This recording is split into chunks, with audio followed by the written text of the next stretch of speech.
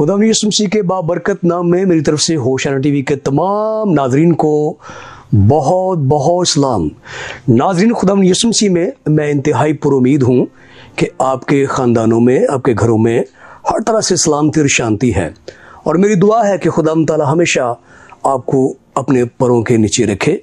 और आपको सलामत रखे। तो बताता चलूँ कि प्रोग्राम कैंपेन फॉर क्राइस्ट जो आपके लिए इंतहाई मुबारक बाइस से बरकत मज़ामीन लेकर हमेशा आता है, आज भी आपके लिए एक इंतहाई बाइस से बरकत मज़मून लेकर मैं आपकी खिदमत में हाज़िर हूँ। और ये भी बताता चलूँ कि आपकी रूहानी तरक्की के लिए बाइबल मुक़द्दस में से दानिस्ता तौर पर उन मज़ामीन को मुंतखब किया जाता है जिससे आप रूहानी एतबार से तरक्की करें और खुदावन के नाम को जलाल मिले। तो आज हम सीखने जा रहे हैं खुदावन की तंबीह। यकीनन कोई भी ये बात पसंद नहीं करता कि उससे दुख मिले, तकलीफ़ आए, दर्द हो।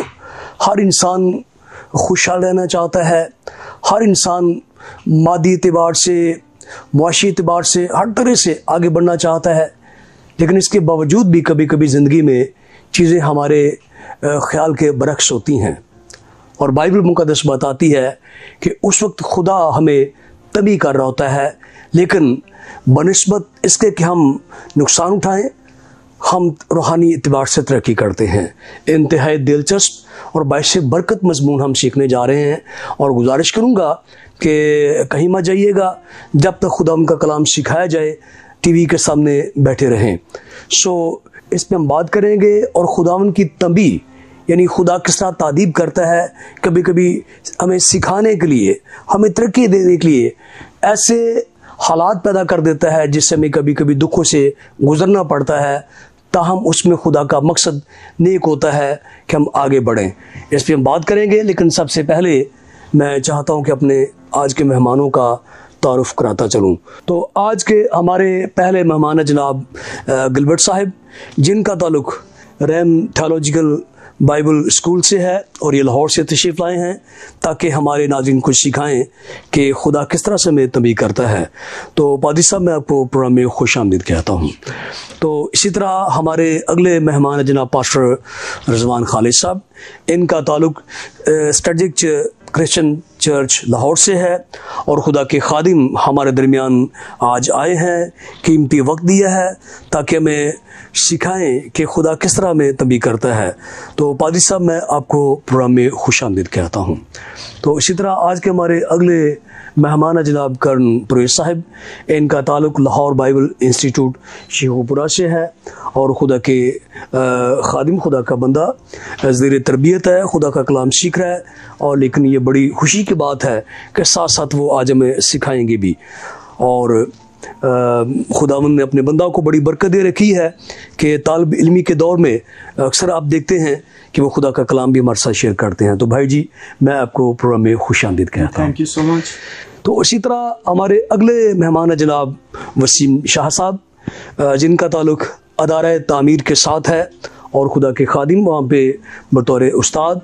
और सहूलतकार काम कर रहे हैं। तो आज हमें सिखाएंगे कि किस तरह खुदा में तंबीह करता है, जैसे हम रूहानी एतबार से तरक्की करते हैं। तो भाई जी, मैं आपको प्रोग्राम में खुशामदीद कहता हूँ। तो नाज़रीन, ये था हमारे मेहमानों का तारुफ जो आज इंतहाई कीमती वक्त लेकर हमारे दरमियान आए हैं। तो आपसे भी मेरी इल्तिजा है कि जब तक खुदा के खादिम सिखा रहे हैं, अपनी तमाम मशरूफियात को एक तरफ करके खुदा का कलाम सीखें, क्योंकि ये बड़ी अहम बात हम सीखने जा रहे हैं। खुदा की तंबीह यानी खुदा किस तरह में तरबियत देता है, कैसे सिखाता है। बादल खास्ता ये कभी कभी हमारी तबीयत के ख़िलाफ़ भी होता है, हम ज़रूर सीखेंगे, लेकिन सबसे पहले हम कलाम में खुदा में से तिलावत करेंगे। तो आज का जो हमारा मरकज़ी हवाला है इब्रानियों के नाम ख़त, उसका 12वां बाब, उसकी 7वीं आयत मुक़द्दसा से लेकर 10वीं आयत तक हम पढ़ेंगे। और तिलावत के लिए मैं गुजारिश करूँगा जनाब पास्टर रिजवान साहिब से कि वो तिलावत में हमारी रहनुमाई करें। कलामी खुदा में से इब्रानियों 12 बाब और उसकी 7 आयत से, तुम जो कुछ दुख सहते हो वो तुम्हारी तरबियत के लिए है। खुदा فرزند جان کر تمہارے ساتھ سلوک کرتا ہے، وہ کون سا بیٹا ہے جسے باپ تنبیہ نہیں کرتا؟ اور اگر تمہیں وہ تنبیہ نہ کی گئی جس میں سب شریک ہیں تو تم حرام زادے ٹھہرے، نہ کہ بیٹے۔ علاوہ اس کے جب ہمارے جسمانی باپ ہمیں تنبیہ کرتے تھے اور ہم ان کی تعظیم کرتے رہے، تو کیا روحوں کے باپ کی اس سے زیادہ تابعداری نہ کرے جس سے ہم زندہ رہیں؟ وہ تو تھوڑے دنوں کے واسطے اپنی سمجھ کے موافق تنبیہ کرتے تھے، مگر یہ ہمارے فائدہ کے لیے کرتا ہے تاکہ ہم بھی اس کی پاکیزگی میں شامل ہو جائیں۔ کلام خدا کے پڑھے اور سنے جانے پر خداوند کی خاص برکت ہو۔ آمین۔ ناظرین، آئیے اپنے سروں کو جھکائیں، اپنی آنکھیں بند کریں اور کلام خدا کو سمجھنے کے لیے ہم دعا مانگیں گے، اور میں گزارش کروں گا جناب کرن پرویز صاحب سے کہ دعا میں ہماری رہنمائی کریں۔ آئے ہم دعا مانگیں گے۔ آسمانی باپ، تیری حضوری میں آ کر ہم نہایت خوش ہیں اور خدا تیرے فضل کو مانگتے ہیں۔ خدا ہمارا آج کا بیٹھنا، گفت و شنیک کرنا خدا تیرے لوگوں کے لیے باعث برکت ہو۔ جو لوگ خدا ہمیں دیکھ رہے ہیں، سن رہے ہیں، خدا آج کا کلام، آج کی خدا جو الفاظ تو نے ہم سب بھائیوں کو عطا کیے ہیں، خدا جب ہم آپس میں گفتگو کرتے ہیں تو یہ سننے والوں کے لیے باعث برکت ہو، انہیں سمجھنے والی روح عطا کر، اور ہمیں بھی خدا تو بولنے کی توفیق عطا کر۔ اور خدا ہم چاہتے ہیں کہ تو ہمارے ہونٹوں کو چھوئے تاکہ ہم وہ الفاظ آج اپنی زندگیوں سے، اپنی زبان سے نکالیں، تاکہ خدا تیرے لوگ آج کے کلام کے وسیلہ سے برکت پا سکے۔ آسمانی باپ، اسی طرح منت کرتے ہیں کہ تو اس پوری ٹیم کو اپنے ہاتھ میں لے، اور خدا تو انہیں بڑی برکت عطا کر، تاکہ اسی طرح تیرا کلام جو ہے وہ دنیا کی انتہا تک پہنچے، اور تیرے لوگ تیرے کلام کو سن کر تیری تیاری کر سکیں، اور خدا تیری آمد ثانی کے لیے خود کو تیار کر سکیں، یسوع کے نام میں آمین۔ آمین۔ تو ناظرین، آج ہم سیکھنے جا رہے ہیں خدا کی تنبیہ۔ تو جیسے میں نے پہلے بھی بتایا کہ بادل نخواستہ ہم میں سے کوئی بھی یہ بات پسند نہیں کرتا کہ کسی طرح سے میں کسی بھی قسم کے دکھ سے گزرنا پڑے۔ تو خدا کے بارے میں بہت ساری غلط فہمیاں موجود ہیں، ہماری تھیولوجیکل مسکنسیپشن جو ہوتی ہیں کبھی کبھی وہ ہمارے لیے بہت سارے مسائل کھڑا کر دیتی ہیں۔ کچھ لوگوں نے جب خدا کی محبت کی تشریح کی تو حد سے زیادہ گزر گئے اور کہا کہ خدا آسمان پر بیٹھا اپنے بچوں کو دیکھتا ہے اور وہ ان کی غلطیوں کو بھی اگنور کر دیتا ہے، اور خدا اس طریقے سے ان سے خوش ہوتا ہے کہ ایسا کر رہے ہیں۔ تو یہ انتہائی غلط قسم کی تشریح ہے، اور کچھ لوگوں نے خدا کو اتنا غضبناک پیش کیا جو خدا کی محبت کے بالکل منافی ہے۔ تو ہمیں میانہ روی اختیار کرنا چاہیے اور بائبل مقدس کے مطابق خدا کو سمجھنے کی کوشش کرنا چاہیے۔ بالکل اسی طرح جس طرح ایک چھوٹا بچہ کھاد کو چینی سمجھ کر اپنے منہ میں ڈالنے کی کوشش کرتا ہے، لیکن ایک اچھا باپ وقت پر آ کر اس ہاتھ کو روک دیتا ہے۔ اسی طرح خدا باپ جب دیکھتا ہے کہ ہم روحانی اعتبار سے ٹھیک نہیں تو کبھی کبھی ایسے اوزار، ایسے ہتھیار، ایسے حالات پیدا کر دیتا ہے جو میری اور آپ کی طبیعت کے خلاف ہوتے ہیں، اور یہ خدا کی طرف سے طبی یعنی ملامت کہلاتی ہے، اور کبھی کبھی ہمیں صرف اسی کی ضرورت ہوتی ہے تاکہ ہم روحانی اعتبار سے ترقی کریں۔ تو اس پہ ہم گفتگو کریں گے، اور سب سے پہلے میں گزارش کروں گا جناب پاسٹر گلبرٹ صاحب سے کہ ہمارے ناظرین کو بتائیں کہ خدا کی تنبیہ کیا ہوتی ہے۔ جی پادری صاحب۔ بہت شکریہ آپ کا، اور میں سب سے پہلے خداوند کا شکریہ ادا کرتا ہوں، اور اس کے ساتھ ساتھ جو ہے ڈائریکٹر ڈیوڈ صاحب کے شکر گزار ہیں کہ ان کے وسیلے سے ہمیں یہ خدمت کا موقع مل رہا ہے کہ ہم خدا کے کلام کو اپنے بہن بھائیوں کے ساتھ، ہم ایمان لوگوں کے ساتھ شیئر کر سکیں۔ ان آیات کو سمجھنے سے پہلے اسی طرح جس طرح ہم پہلے دیکھتے ہیں کہ ہم تھوڑا سا پس منظر کو دیکھیں گے کہ پس منظر کیا ہے۔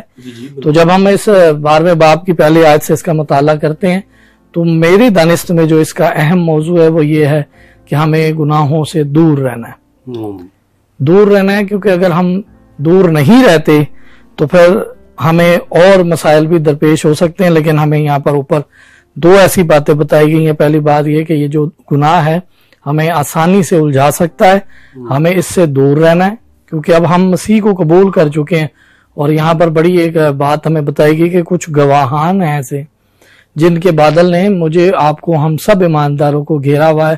اگر ہم اس کو اس نظریے سے سمجھ سکیں تو شاید ہم پر نگاہ رکھی جا رہی ہے کہ ہم کیا کچھ کر رہے ہیں. تو اسی لیے وہ بتایا کہ تم پہلا کام یہ کرو کہ گناہ سے دور رہو، اور دوسری بات بتائیے کہ خداوند یسوع مسیح جو کامل کرنے یعنی مکمل کرنے والی ذات ہے اس پر نگاہ رکھو، یعنی اس کے کلام اقدس میں جو کچھ خداوند نے ہمیں تعلیم دی ہے اس کے مطابق ہم زندگی گزاریں. اور وہاں لفظ ہے کہ جو لکھا ہوا ہے کہ اس دوڑ میں صبر سے دوڑیں جو ہمیں درپیش ہے، یعنی جو زندگی جو ہم یہاں پر گزار رہے ہیں اس میں صبر اور تحمل اور اطمینان کے ساتھ خداوند یسوع مسیح کو تکتے ہوئے اپنا گزر بسر کرتے رہیں، تاکہ وہ جو کامل کرنے والی شخصیت ہے اس کے مطابق ہم زندگی جو ہے گزار سکیں. تو یہ جو 2 آیات ہیں، پہلی 7ویں اور 8ویں آیت، اس کو جب ہم دیکھتے ہیں تو یہاں پر ہمیں دکھ کے بارے میں یہ لفظ ملتا ہے کہ تم جو کچھ دکھ سہتے ہو. اور میں یہ سمجھ رہا ہوں کہ اوپر جو اس کا سابقہ حصہ ہے اس سے ہمیں یہ پتہ چلتا ہے کہ یہ دکھ جو ہے کسی گناہ کے سبب سے ہماری لائف میں آ سکتا ہے. جب میں اور آپ اگر اپنے ٹریک سے تھوڑا سا ڈسٹریکٹ ہوتے ہیں تو بھی یہ دکھ جو ہے ہماری لائف میں آ سکتے ہیں. اور لیکن جب ہم ان آیات کو اور غور سے دیکھتے ہیں تو یہاں پر ہمیں یہ واضح طور پر پتہ چلتا ہے کہ یہ دکھ میری اور آپ کی روحانی ترقی کے لیے ہیں. جن دکھوں سے ہم اس جہاں میں گزر رہے ہیں یہ دکھ جو ہے مجھے اور آپ کو روحانی ترقی میں، کیونکہ اگر ہم اوپر اس کی 6 آیت دیکھیں تو یہ آیت جو ہے ہمیں اس بات کی طرف اشارہ دیتی ہے کہ ہم پرانے عہد نامہ میں جہاں سے یہ اقتباس جس کا لیا گیا ہے وہاں پر دیکھیں تو یہ امثال کا غالباً 3 باب اور اس کی 11ویں اور 12ویں آیت کا حصہ ہے، جہاں پر ہمیں یہ ملتا ہے کہ اے میرے بیٹے خداوند کی تنبیہ کو ناچیز نہ جان، اور جب وہ تجھے ملامت کرے تو بے دل نہ ہو، کیونکہ جس سے خداوند محبت رکھتا ہے اسے تنبیہ بھی کرتا ہے. اور ہم یہاں پر آج معاشرے میں دیکھیں تو ہم جس شخص سے زیادہ پیار کرتے ہیں، ایک باپ بطور باپ یا بھائی یا دوست، تو ہم اس کی صلاح بھی زیادہ کرتے ہیں. تو یہاں پر ہمیں یہ بات سمجھ آ رہی ہے کہ یہ جو دکھ، جو تکلیف جو خدا کے کلام میں رہتے ہوئے ہم فیس کر رہے ہیں، جو خدا کی خاطر ہم جو فیس کر رہے ہیں، اس میں ہماری جو تنبیہ ہے وہ ہمیں ترقی دے رہی ہے، روحانی طور پر ہمیں ترقی دے رہی ہے. اور یہاں پر واضح طور پر لکھا ہے کہ جب وہ بیٹا جسے بنا لیتا ہے اس کو کوڑے بھی لگاتا ہے، اسے ملامت بھی کرتا ہے. اس لیے ہمیں یہ یاد رکھنا چاہیے کہ اگر میں اور آپ کسی قسم کے دکھ کے وسیلے سے کچھ نہ کچھ تربیت پا رہے ہیں تو وہ میری اور آپ کی ترقی کے لیے ہے، کیونکہ لکھا ہے کہ خدا فرزند جان کر تمہارے ساتھ جو ہے سلوک کرتا ہے. کیونکہ آگے ہم سے کویسچن کیا گیا کہ وہ کون سا جو بیٹا ہے جسے باپ تنبیہ نہیں کرتا. سو یہاں پر ہمیں یہ بتایا گیا ہے کہ آسمانی باپ جو میرا اور آپ کا خدا ہے وہ میری اور آپ کی اصلاح کے لیے ہمیں تنبیہ کر سکتا ہے، درستگی کے لیے، تاکہ جو راہیں ہماری ٹیڑھی راہیں ہیں ان کو درست کر کے درست راہ پر لایا جائے. اور وہ یہ سب کچھ سزا کے طور پر نہیں کرتا، بلکہ وہ فرزند جان کر، اپنا بیٹا جان کر میرے ساتھ یا ہمارے ساتھ یہ سلوک کرتا ہے تاکہ ہم جن باتوں میں ناواقف ہیں، کمزور ہیں، اس میں زوراور ہو جائیں، اور روحانی طور پر ہم جو ہے ان کے جو پہلے خدا کے جو بیٹے ہیں جن کو پہلے سے آزمایا گیا، آزمایا جا رہا ہے، اور جو ہم سے پہلے ماضی بعید میں گزر گئے ہیں ان کے ساتھ شریک ہو سکیں. ورنہ لکھا ہے کہ اگر جیسے پہلا لکھا ہے کہ اگر تمہیں وہ تنبیہ نہ کی گئی جس میں سب شریک ہیں تو تم حرامزادے ٹھہرے. یہ حرامزادہ جو لفظ ہے یہ ہمارے کلچر میں کافی مشکل ہے، لیکن اگر ہم اسے انگلش کلچر میں دیکھیں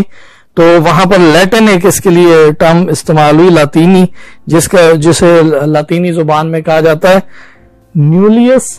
اور فیلیس. یہ ٹرم جو ہے یہ انگلش کلچر میں ان لوگوں کے لیے ہے جو ناجائز اولاد ہیں، جو بغیر ماں باپ کی شادی کے ہو جاتے ہیں. باپ کیا کرتا ہے کہ وہ قانونی طور پر اس سے بالکل درگزر کر دیتا ہے، اس سے پیچھے ہٹ جاتا ہے. اور آپ میں سے بہت سارے لوگوں کا اتفاق ہوا ہوگا ایسے لوگوں سے بات کرنے کے لیے جو بتاتے ہیں، خواتین خاص طور پر، کہ میں سنگل مدر ہوں. تو یہ وہاں کا ایک قانون ہے، انگلش لا ہے، جس میں جب باپ اس ناجائز اولاد کی ذمہ داری نہیں لیتا تو وہ اسے چھوڑ دیتا ہے اور اس کی ساری ذمہ داری ماں کے سر پر آ جاتی ہے، چونکہ وہ ان کا قانون یہ اجازت دیتا ہے کہ پھر اس کی جتنی بھی پرورش ہے وہ اس کی جو بچہ ہے اس کی ماں کرے گی۔ تو یہاں پر خدا کا بندہ جو عبرانیوں کا مصنف ہے وہ مجھے اور آپ کو یہ بڑے جو ہے وہ واضح طور پر سمجھانا چاہتا ہے کہ اگر ہم اس تربیت کا حصہ ہیں تو یاد رکھیں کہ ہم ان ساری تربیت پذیر لوگوں میں شامل ہیں جو خدا کے لوگ ہیں، اور مجھے یاد آ رہا ہے کہ ہم خداوند یسوع مسیح کا جو آزمایا جانا ہے اس کو بھی دیکھ سکتے ہیں۔ اگر میں کبھی کبھی یہ ایک بڑا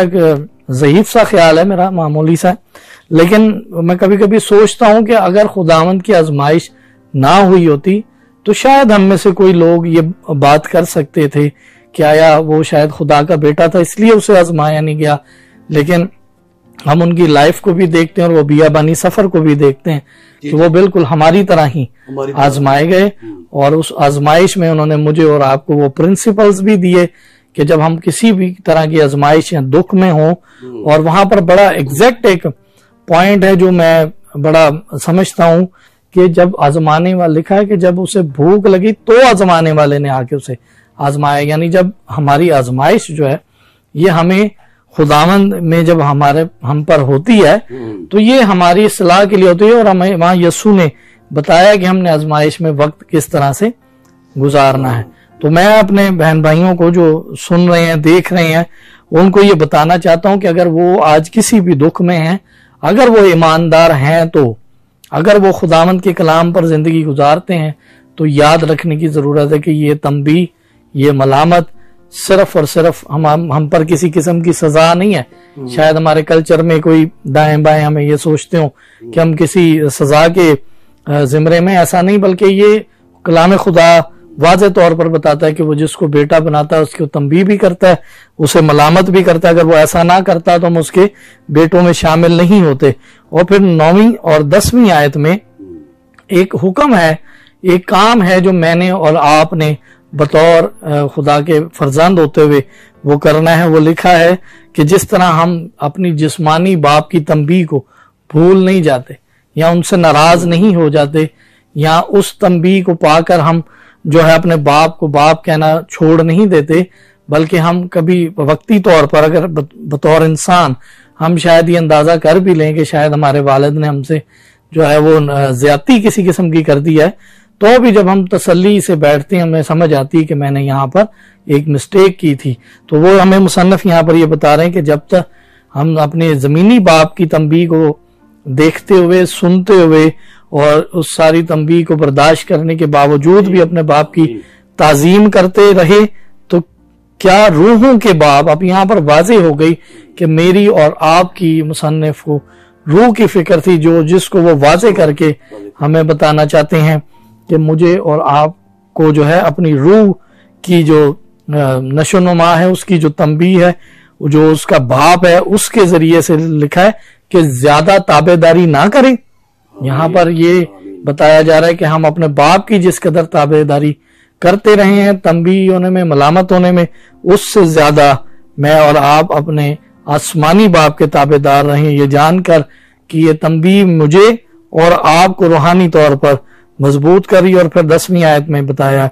کہ وہ باپ جس کی تنبیہ کی ہم زمینی باپ کی تعظیم کرے، وہ تو مختصراً سے دنوں کا ہے، تھوڑے دنوں کا ہے، اس کی سمجھ بھی ناقص ہے، لیکن جو تنبیہ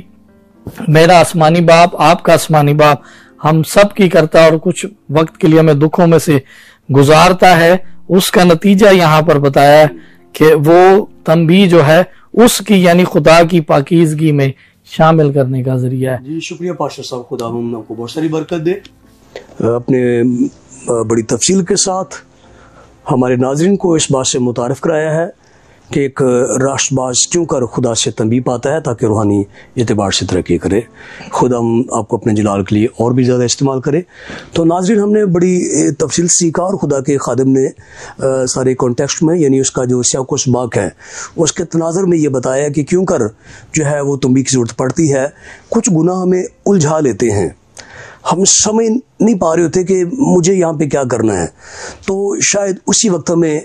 کوئی ایسی چھڑی ماری جاتی ہے، کچھ ایسے حالات پیدا کر دیے جاتے ہیں، ہمیں ملامت کر دی جاتی ہے کہ ہم اس گناہ کو پہچان پاتے ہیں اور اسے چھوڑ دیتے ہیں. اور یہ بالکل ایسے ہے جس طرح ایک ڈاکٹر آپریشن کر کے کسی ایسی شریان کو، ایسی ورید کو جو زہر پیدا کرتی ہے ہمارے اندر سے نکال دیتا ہے، باقی سارا جسم بچ جاتا ہے. تو اسی طرح خدا کبھی کبھی ایمانداروں اور راست بازوں کو دکھوں میں سے گزرنے دیتا ہے تاکہ ہم روحانی اعتبار سے ترقی کریں، اور یہ ہماری آبادیت کے لیے ایک بہت بڑا خدا کا ذریعہ ہے تنبیہ کرنا. مزید ہم سیکھیں گے، اور میں گزارش کروں گا جناب پاسٹر رضوان صاحب سے کہ ہمارے ناظرین کو یہ بتائیں کہ خدا کی تنبیہ در حقیقت کیا ہے اور کس طرح ہم تنبیہ پانے سے ترقی کرتے ہیں. تھینک یو جی پر صاحب. میں شکر گزار ہوں اس قدوس و برحق کا جس نے آج یہ لمحات دیے، اور پر صاحب آپ کا، اور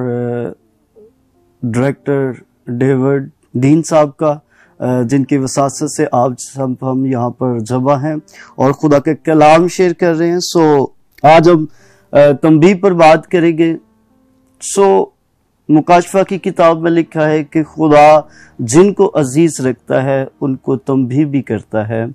اور ہم اسی طرح دنیا داری میں رہتے ہوئے جس سے پیار کرتے ہیں، جس سے ہم انس کرتے ہیں، جس سے ہم محبت کرتے ہیں، اس کی ہم کبھی بھی بربادی نہیں چاہیں گے، کبھی بھی اس کے ساتھ غلط ہوتا ہوا نہیں دیکھیں گے، بلکہ ہر پل اس کی بھلائی کا سوچیں گے، اس کے ساتھ نیکی کریں گے، اس کے فائدے کا سوچیں گے. سو خدا ہم سے بہت پیار کرتا ہے، اور کلام مقدس میں لکھا ہے کہ وہ کئی ماؤں اور کئی باپوں سے زیادہ ہم سے محبت رکھتا ہے. سو وہ اس محبت میں ہمیں تنبیہ بھی کرتا ہے، ہمیں ہماری بہتری کے لیے ہماری اصلاح بھی کرتا ہے، اور بعض وقت وہ تنبیہ سختی کے ساتھ ہوتی ہے، بعض وقت وہ نرمی کے ساتھ ہوتی ہے، لیکن اس کے پیچھے پرپس صرف اور صرف یہی ہوتا ہے کہ ہماری بہتری ہو سکے، ہماری بھلائی ہو سکے. لیکن خدا کے کلام بتاتا ہے کہ ہر قسم کی تنبیہ خوشی کا باعث نہیں بنتی بلکہ غم کا باعث معلوم ہوتی ہے. جی بالکل بالکل. اس کا مطلب ہے کہ معلوم صرف ہوتی ہے، ہوتی وہ خوشی کا باعث ہی ہے، کیونکہ کلام خدا میں لکھا ہے کہ جو تنبیہ کو سہتے سہتے پختہ ہو جاتا ہے اس کے لیے راست بازی کا پھل ہے. سو راست بازی کا پھل ہمیں حاصل کرنے کے لیے تنبیہ کے پروسیس میں سے گزرنا پڑے گا. جیسا کہ ایک بادشاہ تھا اور اس کے سارے وزیر اس کی تابع داری میں تھے، لیکن ایک وزیر ایسا تھا جو ہر لمحہ اس کے ساتھ رہتا تھا، جو ہر لمحہ اس کے ساتھ کانٹیکٹ میں رہتا تھا، اس کے ساتھ جڑا رہتا تھا. اور ایک دن کیا ہوا کہ بادشاہ کے لیے کسی گاؤں سے فروٹ آیا، اور اس نے کہا کہ سب جتنے بھی اس میز پر جمع ہیں سب کو فروٹ دیا جائے. اور پھر اس نے یہ بھی کہا کہ تو اپنے لیے ایک حصہ نکال لے اور اسی میں سے میرے لیے بھی آدھا کاٹ کے رکھ دے، تاکہ جب میں یہاں سے فری ہو جاؤں تو میں اس کو کھاؤں. سو اس کا وزیر کیا کرتا ہے کہ سب کے سامنے وہ تربوز رکھ دیتا ہے، اور ایک تربوز لیتا ہے اور آدھا خود کھا لیتا ہے اور آدھا بادشاہ کے لیے رکھ لیتا ہے. اور بادشاہ جب ساری بات چیت کر کے فری ہو کے اپنے خلوت خانہ میں جاتا ہے تو وہاں وہی کٹا ہوا حصہ منگواتا ہے اور اس کو کھانے کی کوشش کرتا ہے. لیکن جیسے ہی وہ پہلا نوالا لیتا ہے تو وہ نہایت کڑوا ہوتا ہے، اور بادشاہ اس بات سے غصے میں آ جاتا ہے اور کہتا ہے کہ اس وزیر کو بلاؤ، اس نے یہ کڑوا حصہ خود بھی کھایا اور میرے حصے میں بھی چھوڑ دیا، اس کو جیل خانے میں ڈال دو. اور وہ کہتا ہے کہ میری آپ ایک بات صرف سن لیں، اس کے بعد آپ کا جو بھی فیصلہ ہوگا مجھے قبول ہوگا. وہ کہتا ہے بادشاہ میں نے تیرے ہاتھوں سے بڑی لذیذ چیزیں کھائی، بڑی نعمتیں حاصل کی، بڑے اچھے اچھے تحائف حاصل کیے، لیکن آج جب میں نے اس تربوز کو کٹ کیا تو جو حصہ میرے حصے میں آیا وہ نہایت کڑوا تھا.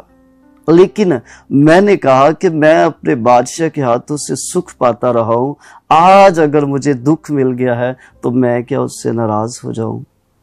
سو میں تو اس کو خوشی سمجھ کے کھا گیا ہوں اور میں نے اس قسم کا کوئی دکھ نہیں کیا, کوئی غم کا اظہار نہیں کیا, سو آپ کی جو بھی مرضی ہے اور بادشاہ اس سے خوش ہوتا ہے. میرے عزیز, اگر خدا کا ہم پر کبھی سخت ہاتھ آ جاتا ہے, کبھی تنبیہ جو ہے وہ کٹھن ہمارے لیے ثابت ہو جاتی ہے, تو اگر ہم اس میں بھی پختہ رہتے ہیں, ہم اس کو بھی سہتے سہتے کامل بن جاتے ہیں, تو پھر لکھا ہے کہ راست بازی کا پھل ہماری بخشش میں آئے گا. پھر بھی یہ ہماری کوئی وسعت نہیں ہوگی, ہماری کوئی اوقات نہیں ہوگی, ہماری کوئی کارکردگی نہیں ہوگی, بلکہ خدا کی بخشش ہوگی کہ وہ ہمیں راست بازی کا پھل عنایت کرے. سو ہمیں راست بازی کا پھل حاصل کرنے کے لیے اور پاکیزگی کو حاصل کرنے کے لیے اس کی تنبیہ سے محبت رکھتی ہیں, گو کہ ہمیں وہ تکلیف دے لگے, گو کہ وہ ہمارے لیے کٹھن ہو, لیکن پھر بھی ہم نے اس کو برداشت کرنا ہے, اور جو برداشت کرتا ہے وہی راست بازی کے پھل کو حاصل کرتا ہے. جی شکریہ پاشا صاحب, خدا ہم کو بہت ساری برکت دے اپنے انتہائی خوبصورت انداز میں اس آیت مقدسہ کو, بلکہ ساری آیات کو خوبصورت انداز میں ہمارے ناظرین تک پہنچایا ہے تاکہ وہ تنبیہ کے بارے میں جان سکیں اور روحانی اعتبار سے ترقی کریں. خدا آپ کو اپنے جلال کے لیے اور بھی زیادہ استعمال کرے. تو ناظرین, خدا کے خادم نے بڑی تفصیل کے ساتھ بلکہ مثال دے کر ہمیں سمجھایا ہے کہ خدا ہمیں بہت کچھ عنایت کرتا ہے, لیکن کبھی کبھی حالات ہماری توقع کے بالکل جو ہے وہ مخالف ہوتے ہیں. دنیا میں کوئی بھی شخص بیماری, غربت, لاچاری, کال, قحط, بھوک, پیاس, ننگ پسند نہیں کرتا. یہ ہماری طبیعت کے بالکل خلاف ہے, لیکن یہی ہتھیار, یہی باتیں خدا استعمال کر کے ہمیں روحانی اعتبار سے آگے بڑھاتا ہے, کیونکہ خدا ہم سے محبت رکھتا ہے. لیکن یہ ایسی محبت نہیں جو ڈیری ڈالی, لچکدار,